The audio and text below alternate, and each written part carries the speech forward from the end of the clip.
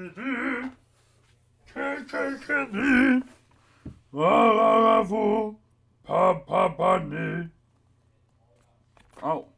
shoot, it's recording. Oops. Oh, hi everyone. It's Michael Lazar here, and welcome back to the channel. Sorry about that. I've been recently experimenting with some new singing techniques. I found that my chanting recently has become a bit stale, so I've been looking to some new inspiration. So I've been listening to a couple new chanters. So this one is actually very new. His name is Louis Armstronganopoulos. Very solid chanter. I really recommend you go listen to him, especially his Tone 9 recording of "What a Wonderful World," or in Greek, "What a Wonderful Cosmos." So in today's video, with Holy Week coming up, and having to really talk about how do you keep your voice going for that long, in this video I wanted to talk about how do you preserve your voice so that you can really make sure it lasts as long as it can.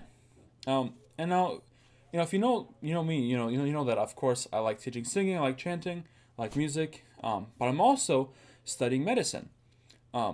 So a lot of what I am interested in is learning how to basically use medicine to maximize the voice. So how do you preserve it the best? How do you sing the best? How do you use science to kind of enhance your singing to the best? The best quality that it can be. So in today's video, my goal is to teach you guys some new techniques to help with voice preservation. So the most important thing when it comes to singing and making sure your voice stays, nice and relaxed and full is hydration. So I know a lot of people have, debates on what's the best way to stay hydrated. Some people are like, drink, nice water that's like cool room temperature maybe. Some people say ice water. Some people say hot water. Some people say water and honey. Some people say tea and honey. Some people say don't drink coffee. Some people say, do saline injections. I recently found that my preferred method of hydration was injections of 3% saline at 1 liter every hour. And I found that this actually helps really concentrate your voice. Helps concentrate some other things too, right?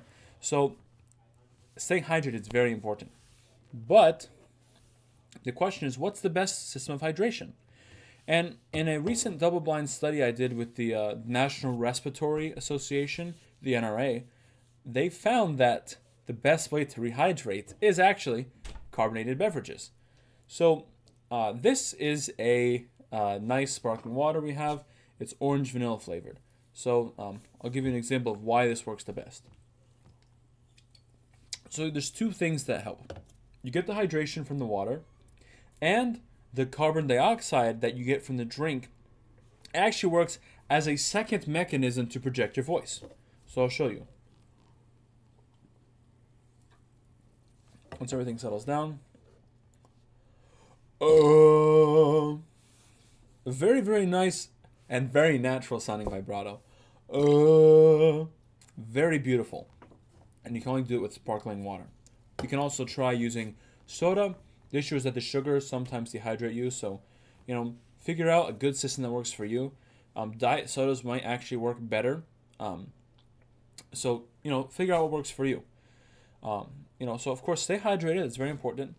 The other question is then, sometimes I have singers say, I should drink water, but I'm just not very thirsty. So another study that they found beginning of this year, 2024, and around end of January was published. They found that in order to increase levels of thirst so you can get hydrated when you're singing, you have to increase sodium intake. So, some people have different ways of doing this. Some people say maybe eat something salty an hour before you sing so you get thirsty while you're singing. But I actually find eating while singing is important because it forces your mouth to be more open when you're chewing, right? So it gets better projection. And actually, the salt content is more effective immediately than it is an hour previous.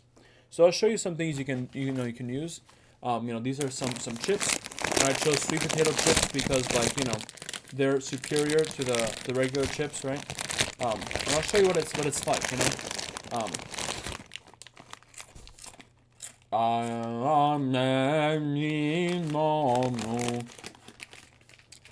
So that's a very nice method. The other method is salted peanuts. These are very good because a lot of research has showed that depending on who you're singing with, your singing can be worsened. So people say that when you sing with weak people, a lot of times singing can get, kind of, I'll use the word impeded on by the singer's weakness. So, oftentimes if you're singing with someone with peanut allergies, they're very weak individuals. Eating peanuts and breathing out, the peanut breath puts a lot of these weaker individuals to rest. Oftentimes when you're pronouncing words, right? Mommy made me mash my M&Ms. You spit some peanuts out. It helps to really resolve a lot of these weaker chanters or weaker singers who are allergic to peanuts. It really does help, things stay solidified. The other study that we ran showed that eating dry foods also helps. So some people recommend saltines. But I found these at the store. They are a little lower in salt, but they really do work to help, make things drier so you can, get more hydrated. These things, Yehuda matzahs, I don't know what this means. Kosher for Passover. I don't know what that means. Made in Jerusalem. I don't know what that is. I can't read. But they taste pretty bad, but they make you thirsty. So these are really good for you. We're singing. So of course I talked about hydration, how to stay hydrated.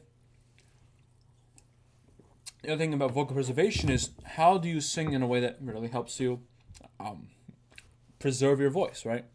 So the Louis Armstrong-Anopoulos technique is very important. As you can tell, I was practicing in the beginning of the video. It's essentially a bit more from the throat because you don't want to, weaken or strain your diaphragm. So what you want to do is actually put the tension in your throat. So when you sing like that, you actually get a little bit more of a darker sound, but the tone, honestly, has a more beautiful kind of resonance to it. So I want you to try it. So maybe take a nice deep breath in. Maybe you take some sparkling water in. And then give it a nice let go. You might find that your voice starts to tingle a little bit and things start to hurt. That's just all the bad years, many years of bad technique that are just starting to, really come out. So make sure you do it quite often, maybe about an hour a day. That might help to just keep your voice nice and shiny, right? Nice and raw for when you're ready to sing. And the last thing that a lot of the researchers have found in the beginning of this year is actually increasing the amount of gases that you inhale greatly improves the tone quality of your voice. The reason why is because when you inhale more gases, you could exhale more gases. So, contrary to a lot of opinions, smoking cigarettes have actually been shown to help with singing. So,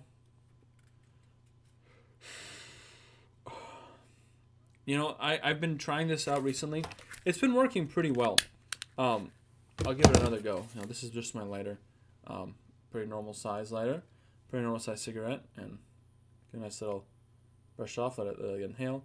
Start smoking. And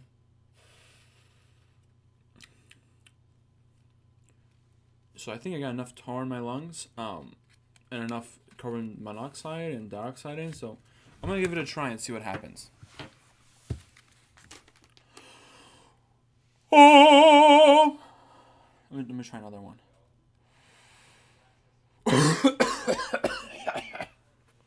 That's just the oxygen being replaced. It's not very efficient. Oh, that was a really nice sound. Especially with the Louis Armstrong technique, you get a really, really nice resonance in your voice. So, I hope that you try to implement these techniques into your day-to-day, singing methods. Oftentimes you'll find that, the smoking can have some negative outcomes within the span of, a couple of decades. But in reality, when you're singing only for a couple hours, right? You're not singing for like 20 years at a time. You're singing for like a couple hours at a time, right?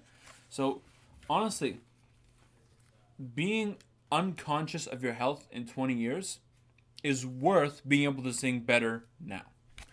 And actually, there was a triple blind study that actually found that people who smoke actually end up being more happy with their singing than people who don't smoke in 100 years. The one possible confounding variable that they found is that smokers might die a little sooner, but if they're dead, they're probably happier with their singing anyway, right? So I hope you found this video helpful. Again, this research, I'll make sure I link it in the description down below. And there's also going to be a link in the description down below to donate to the NRA, the National Respiratory Association, so you guys can go and make sure that your singing is as optimal as it should be. So make sure to like and subscribe and share this video with anyone that you think would find it helpful. Other than that, I'll see you in the next one, and have a great day.